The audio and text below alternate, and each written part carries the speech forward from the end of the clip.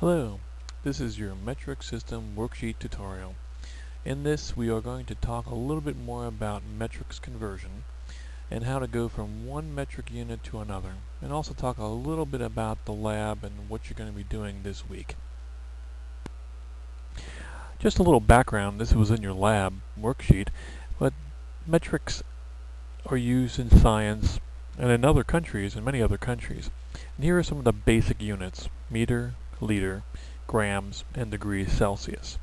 The metric system is based on units of 10, which makes it much easier to convert than our English system.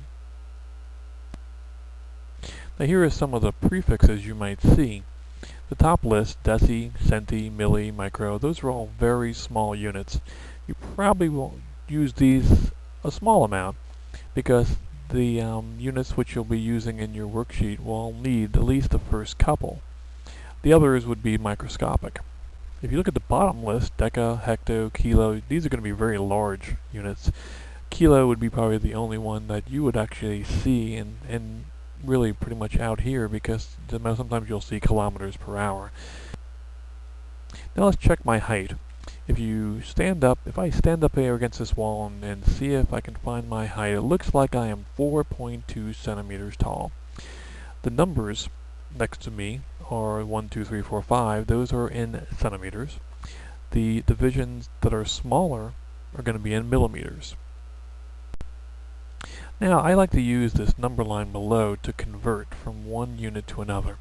You can see giga on the far left, and you can see nano on the far right, which is a very small unit. We'll see how to use this in a few minutes, but you'll also see that meters, liters, and grams are in the 10 to the 0 power. Those are those basic units which we'll build upon. Now let's take my height of 4.2 centimeters and let's convert it to millimeters.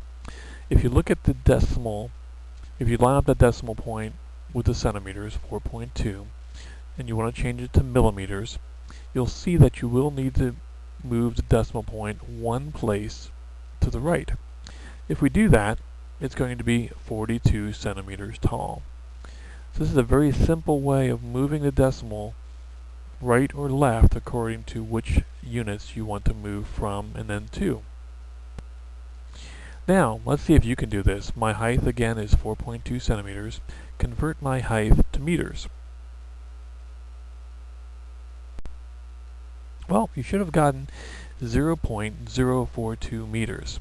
If you look again at the table, you'll see that you're going from centimeters to meters, which means you're going 2 places to the left. So your number is going to be smaller.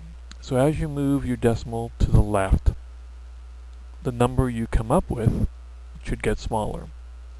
If you move your decimal to the right, your number should get larger. That's one way to check yourself to make sure you have the correct answer. Hope this helps. Now, while in your lab you're going to be measuring volume, and one of the things you could use is the graduated cylinder, but most of you don't have a graduated cylinder at home. But you probably do have a measuring cup, and you'll be able to use that. In one part of the lab it asks you to measure how many milliliters are in your cup of coffee in the morning.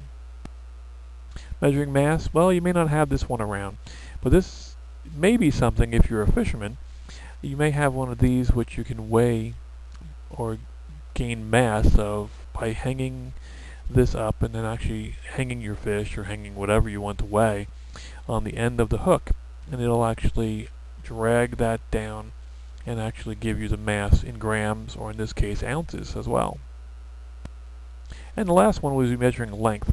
You can see you can have a small meter, you can have a meter stick, or you can have a very small ruler, or a 12-inch ruler like you would normally have, which has metric units on it.